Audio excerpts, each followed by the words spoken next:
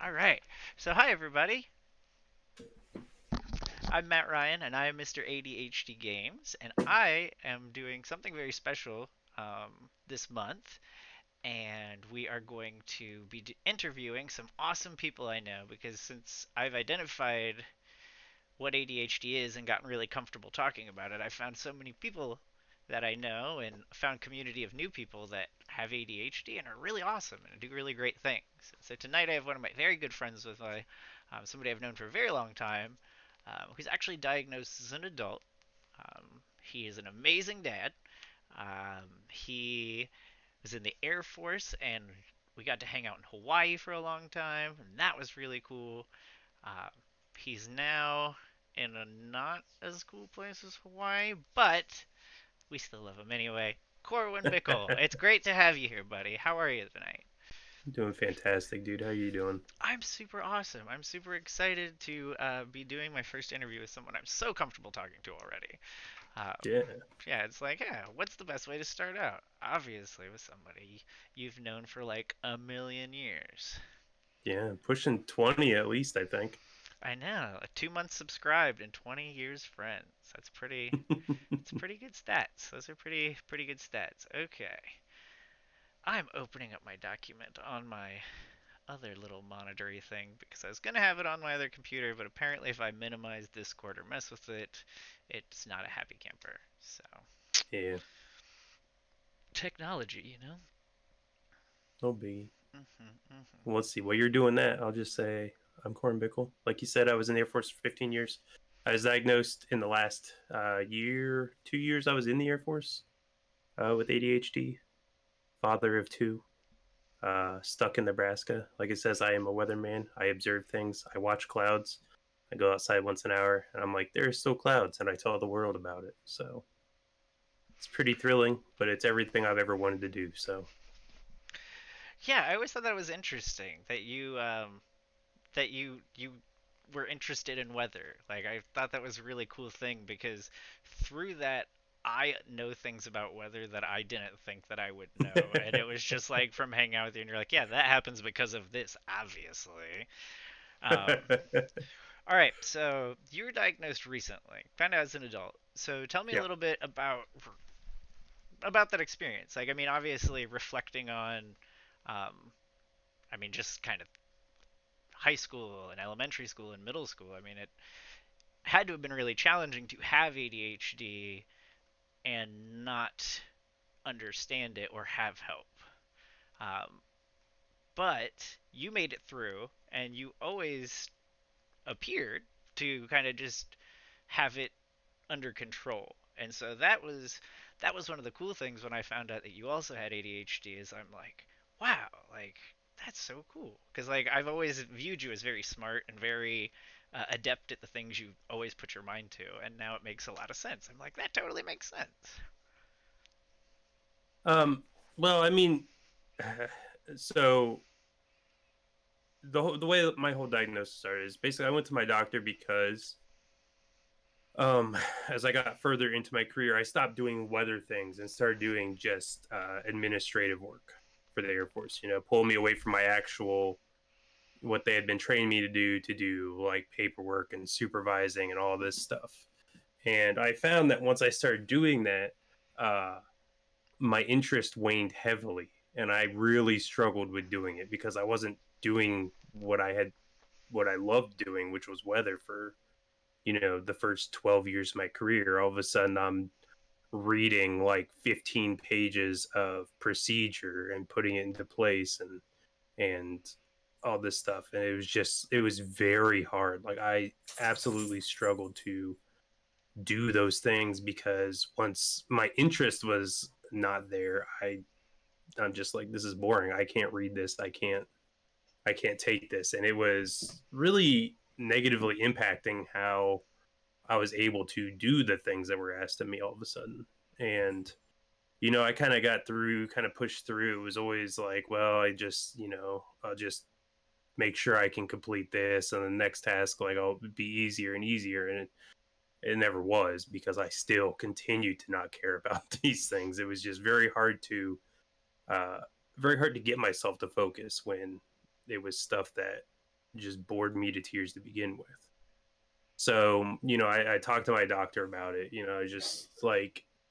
Um, I was just like, I'm having a really hard time focusing and all this stuff. And we went into it. And one of the things he asked me was how I did in school and everything, which is funny why you brought that up, is because I did do well in school.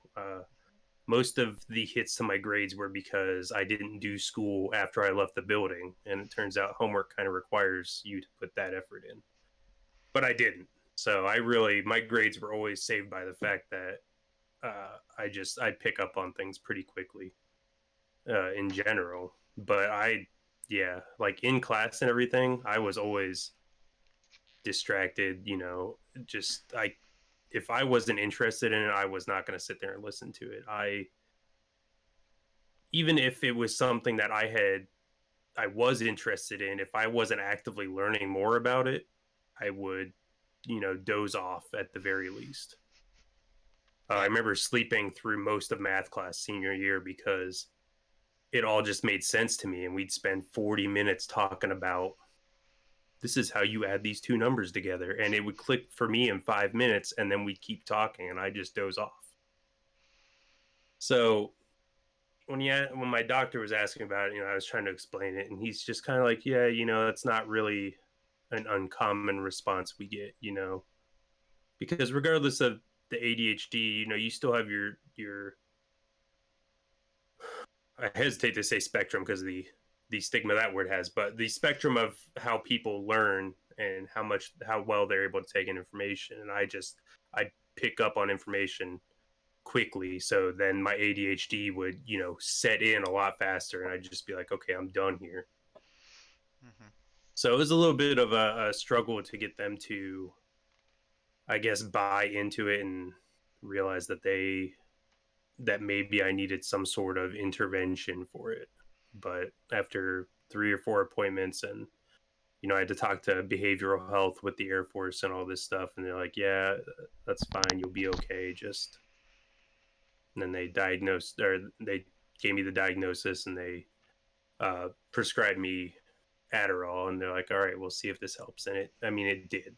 So So tell me how things have changed since then. Like, tell me what has changed for you since from your diagnosis to now. Like, what about what like how are you feeling? How does it feel different now that you are diagnosed and now that you've been given some sort of treatment? I mean, medication. I'm also on Adderall, so I totally right there with you.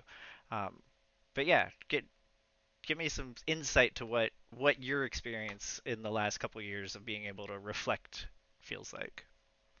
so I I feel like almost immediately it definitely helped me with the tasks I was doing with the Air Force. Um, Unfortunately, it was also around the time that I started to separate, so I most of those tasks left me to begin with, and I kind of broke away from those a lot. But I will say I let my prescription run out after I left the Air Force because I wasn't doing anything that I felt like I needed it. But when I was doing out processing with the VA, I brought up the fact that I struggle to sleep like really bad sometimes, and I had brought up the fact that because they asked about my ADHD and medication, and everything, and I told them like I kind of let it lapse because I didn't feel like I needed it. I didn't want to just take Adderall for funsies, I guess, in my mind. And it's just one of those things like because I went through so much of my life without it that I didn't feel at the time it was a thing I needed.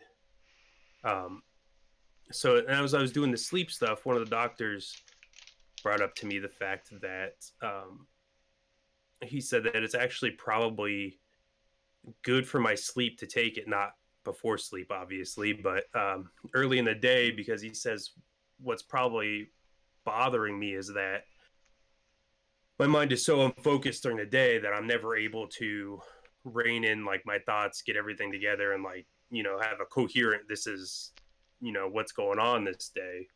And he said, and with all that chaos, it just kind of persists through the night, and my mind just won't rest. And he said it's actually probably good that I take it in the mornings, because that way by nighttime, I've been able to process through whatever I was doing that day, Yeah, exactly. keep everything going. It's that executive function where like that everything coming in has to go somewhere. Like it needs to be Yeah. filed in your head essentially.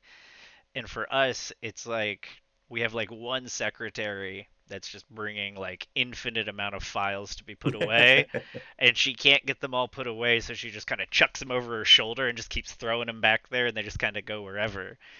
And so Yep. that's one of the things that medication is, yeah, it really helps me with, is like saying, okay, I have all this information, because we're always perceptive to so much information. It's like, okay, I have all this information. This is how I should organize it, or this is probably a good way to get this task done. This is step one, two, three. Like I can do this. Like let's knock it out. Absolutely. And it also helped because I've been going back to school as well, and I did notice after my prescription lapsed. I'm not really. I'm going back to school for business management, and it's not something that thrills me at all. It's just I can get a job with this if I need to.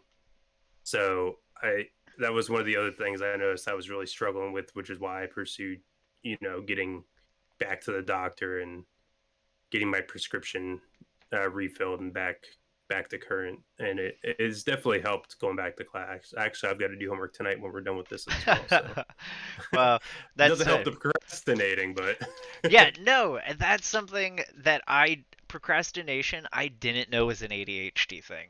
I just thought I was good at it. I was like, I procrastinate because I'm real good at it. Like I can put stuff off till the night before, and then I'm gonna knock it out at the park. And it's so interesting to see like the neuroscience behind it, and it's like we need to be stressed to get the dopamine to transmit the signals to be able to do stuff. Like we need it or else we can't do it. And the medication is obviously one way to do it, but that procrastinating things till that last minute, man, does that yep. pump that dopamine. It gets it kicking. Yeah, it'll Oh yeah. focus you right in. Absolutely. Yep. All right, so now I need some insight into something you have insight into that I could potentially need a lot of insight into, because Evie's only 20 months. So, very, very possible, because ADHD is genetic, that she could have it. And I know I have it. So tell me about what I'm going to have to experience as a parent who has ADHD. What's it like to be a parent of kids with ADHD? Um, well, so Elijah was diagnosed with it when he was really young as well, so I know at least he does. I wouldn't be surprised to ultimately find out that Jenny does as well because she exhibits a lot of the symptoms in school. Um, but also that's I feel like she's gonna have a lot of the same problems I did because she finishes her work very quickly at school and it's she does well and you know just she's very intelligent, but then she goes off to do whatever else she can, and uh, she is, or as her teachers have been putting it since kindergarten, she is a very, very friendly girl, and also in times where she doesn't need to be so outwardly friendly. Like when she needs to be focused and working, or when other children are still working. She gets done and she's like, "Hey, how's it going?" So um, so I'm sure that she very possibly is going through the same stuff I went through in school, but a lot of the times it does take a lot of focus for me, especially when uh, because Ginny wants to sit down and do things like a lot, like or sit down and relax, sit down and watch. She loves watching YouTube videos. She loves sharing YouTube videos with me. And I would love nothing more than to be able to sit down and get into what she's doing, but I cannot sit there and watch a YouTube video without wanting to be doing like three other things. Like I've got to like have my phone or my tablet with me playing a game or something, or reading a book, or just I've got to have something else going on, um, and so that's a struggle for me a lot of times because I don't want her to feel like my attention is divided. I want her to feel like, oh yeah, we're spending time together, we're hanging out and all this stuff. But a lot of a lot of times it is because I can't do it any other way. I know Dana has often laughed because I'll be sitting here, like, even when we're playing Sea of Thieves earlier, right? I've got that going. I've got your stream up here on this monitor. I've got an idle game going on this side monitor over here. I've got my tablet going where I've got a game that I'm clicking on whenever I have time, and I've checked my phone game like 4 or 5. Like, it's just like anytime we're sailing forward in Sea of Thieves, I'm like, okay, like it's just going everywhere. And so like I really try to pare that down when I'm spending time with Ginny or even with Dana when we're there. I've still got a game going, but a game for me is a very relaxed Now I'm gonna state of ask. mind. Obviously, Dana probably understands it really, really well. But did you ever talk to Jenny or kind of about ADHD, or kind of that it's something you have, or is that something you're waiting on a little bit and wanna wait a Uh, little longer to kind of talk to her about, or? I don't. I mean, I've never really sat down and explained it to her as a whole.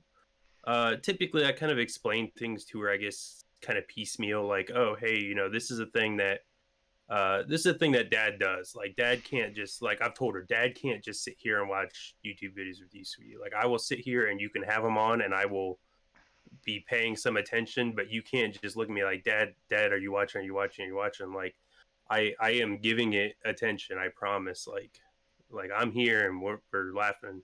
So yeah, it's just something that, like, little bits and pieces she knows about kind of how I operate, but I've never been like, okay, well, this is a thing. Dad has ADHD, and what that means is this, and this. I just kind of She just kind of learned how That's I that's kind of operate, I that's guess. how dad is, sort of thing. Like, Yeah, yeah, that's my dad. Yeah, and that's totally it's kind of cool. the That's same totally thing cool. with Elijah for her too, because she'll want to play with Elijah sometimes, and he just kind of he'll go along with it for a little while, but then eventually he's just like, nope, I'm done doing this thing. Like, I've got to get back to my stuff now. And it's just like, well, sweetie, it's not that he doesn't like playing with you. It's just that he's got other stuff that he's got other stuff he's already doing in his head, and he needs to get back to that stuff because he's got things that he wants to, like, that he needs to get done. Like, that's just, he's already moved on in his head. You got to let him do his own thing. No, that was a great response. Um, okay, so what would you say are some of the tips or tricks that you have found to work with having ADHD and continue to like be successful, or even what things did you do without knowing it before you were diagnosed that you were like, oh, that was super helpful because I have ADHD and didn't even realize it? I think the big one that we were talking about, I think it was last week, was the brain dumping. Oh yeah. I have kind of always done that. Like, I don't know how many times, because I especially recently, I'm awake all night. Like, I sleep during the day when everybody's at school and work right now, and it's just because I can't. Like I said earlier, I've had trouble sleeping anyway. So I'll be up all night, and especially when I was working on streaming, and even last night, I was actually doing a bunch of stuff to think about getting back into it. Like, I use Excel or Google Sheets, basically Excel, but on Google, and just dump like all this information. And when I was actively doing YouTube stuff, like, I had a schedule set that would, like, constantly update what day it was, and it would show me, like, it would color things that were coming up in the next 5 days, because I'd had some things I would post every 3 days, some things every day, some things once a week, and it would constantly show me what was coming up. And I spent hours doing that thing. But just like these Google Sheets where I'm just like dumping all these ideas in there and then sorting them out through the sheet so that I can keep track of them. That's definitely something I've always kind of done, and just made a lot more sense once I knew. One of the other things I've always done, I know this is a pretty common focus technique, but when I was working overnights, especially, and all the guys on the other side of the office, they didn't necessarily really have anything going on either, so they'd all be talking. And sometimes it was conversations I'd want to participate in, but sometimes it was just enough to distract me from what I was trying to do. And I start bringing headphones into work, and I just Oh, that's silence a good one. everything. That's a really good And I idea. just like, because all I needed to know is whether my phone is ringing. And these guys, like, they're all nice guys, but they're like 50, 60-year-old guys. We're not talking about the same stuff. Like, they do What are not they want to talk talking about? about What video are games. what are they talking about? It just, 50 year I old guy mean, stuff? I don't know what that is. yeah, it's man, they would.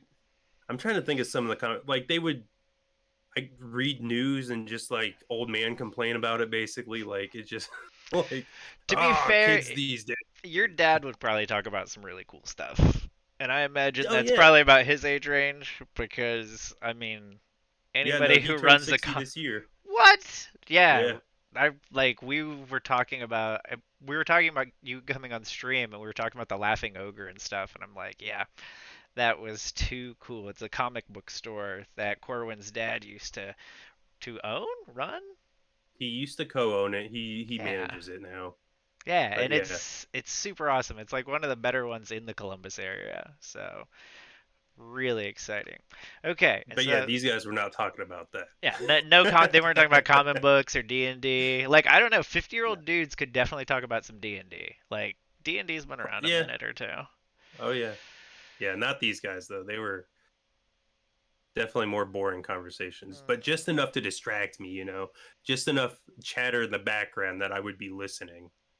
And it's just like, I Yeah, can't do that's funny that. because the elementary school I went to, we actually changed elementary schools when I was first diagnosed with ADHD because the school I went to is called Point View, and it just had like these walls that were like on wheels and it was like a big room so you Oh could yeah. hear the other classrooms and like I like they weren't talking about anything I even understood or interested me but the fact that they were talking was Yeah. interesting. Like if I could pick out a couple words that was interesting enough to like spark my like, oh, I want to keep listening, maybe I can figure out what they're talking about by context. And I'm And like then you got to try harder to hear them because there's more noise in your room and you're you're like, absolutely not paying attention to your you class anymore. you all be quiet, I'm trying to figure out what they're teaching next door. um Cool. So I want to ask, who have your biggest supporters been? Like, who have the people that you can? I mean, obviously, prior to knowing, I'm sure there were a lot of people who supported you. Like, you can easily recall that, like me, kind of going through things. My mom was like so supportive all the time. Oh yeah. But who in your life's been like super supportive? My wife is just insanely helpful. Like, all these things that I know are not easy to deal with, like the fact that I'm rarely in bed with her right now, and um, just being on these crazy sleep schedules sometimes, and then one of them is, we were just talking about this morning, the fact that I will honestly, I'll get so distracted in something that, like, she'll ask me to do something simple. Like last night, she asked me to wipe down the counters at some point over the night, a 30-second task. And I got so pulled into what I was doing, I just, it did not happen. And I just felt so bad. And she's like, "That's fine. Like, you were like doing your thing." And I got it done today while she was at work. So I did it. And I'm good. but but she is just incredibly understanding when it comes to that stuff. My sleep schedule especially, I know it drives her crazy because when I've been able to sleep regularly and been able to sleep at night and everything, like, she's a very uh, physical sleeper. She likes to have somebody right there with her, and um, I know she struggles a little bit with the fact that I am just not there most of the time now. And we found ways to work around it here and there. Like, I will get into bed with her like the last 15 minutes she's asleep and just kind of cuddle up with her, and then as she starts to wake up, we'll talk in the morning and everything. But she is just insanely understanding of all these things that drive me crazy, just being like, just that I'm doing them, like, not things I don't want to do, but things that drive me crazy, that this is how I have to manage these things sometimes. And she's just just rolls with it. She's just like, no, it's cool. It's just that's you. Let's get like let's figure out how to work this and make it work for us.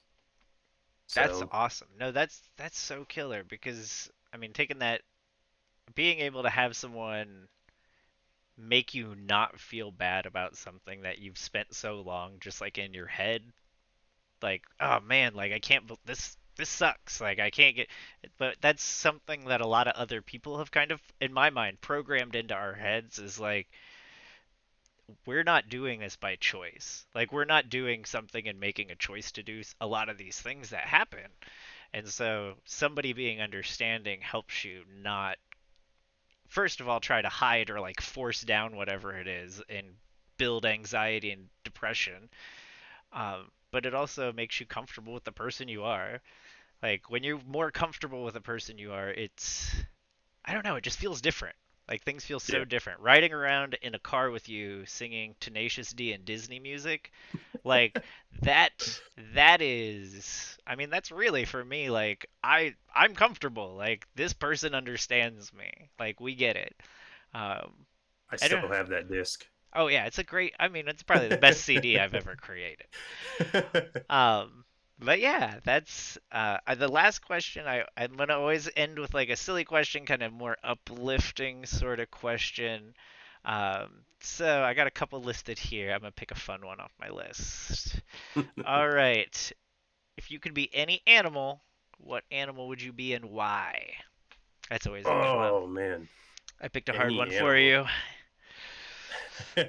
I mean, I guess it depends on the day because there are a lot of days where I look at the cats and I'm like, man, I wish I could sleep that well for 23 and a half hours a day and wake up just to bitch about the fact that I'm not eating right now.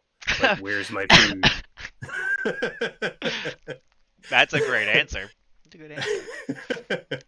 I expected something a little more far out from you, but I totally get it. Yeah. A cat works. A cat works. Sometimes that sleep is just all I need. Like, there's a lot of things that could happen right now, but a good nap, curled up on the back of the couch. All right, let's do this.